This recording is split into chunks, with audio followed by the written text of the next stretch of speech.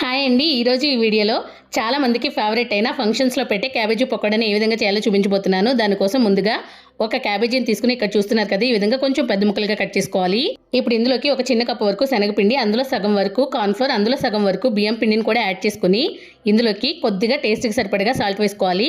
క్యాబేజీలోకి salt అనేది చాలా తక్కువ పడుతుంది, చూసుకుని వేసుకోండి. ఆ తర్వాత 1 టేబుల్ స్పూన్ వరకు రెడ్ చిల్లీ సాస్, కొద్దిగా కారం వేసుకుని కలుపుకోవాలి. క్యాబేజీలో వాటర్ ఉంటుంది కాబట్టి సరిపోతుంది. ఒకవేళ సరిపోకపోతే కొద్దిగా వాటర్ వేసుకుని ఇక్కడ చూస్తున్న విధంగా కలుపుకున్న తర్వాత స్టవ్ ఆన్ చేసి కడాయి పెట్టి ఇందులోకి డీప్ ఫ్రైకి సరిపడగా ఆయిల్ వేసుకుని హీట్ చేసుకోవాలి. ఆ తర్వాత మంటని మీడియం టు హై ఫ్లేమ్లో పెట్టుకుని క్యాబేజీని ఈ విధంగా పకోడీలాగా వేసుకుని వెంటనే కదుపుకుండా ఆ తర్వాత నెమ్మదిగా కదుపుకుంటూ క్రిస్పీగా అయిన తర్వాత వేరొక టిష్యూ పేపర్ ప్లేట్లోకి ట్రాన్స్ఫర్ చేసుకోవాలి. ఫైనల్గా క్యాబేజీని ఫ్రై చేస్తున్నప్పుడు ఇందులోకి కొద్దిగా పచ్చిమిర్చి చిలుకలు, కరివేపాకు కూడా వేసుకుని బాగా ఫ్రై చేసుకుని తీసుకోవాలి. ఇలా పచ్చిమిర్చిని కరివేపాకును ఫ్రై చేయడం వల్ల ఆయిల్ అనేది చిందకుండా ఉంటుంది. ఆ తర్వాత పల్లీలు కూడా ఫ్రై చేసుకుని తీసుకుని క్యాబేజీ పకోడాలో కలుపుకోవాలి. ఫైనల్గా కొద్దిగా కారం చల్లుకుని సర్వ్ చేసుకోవడమే.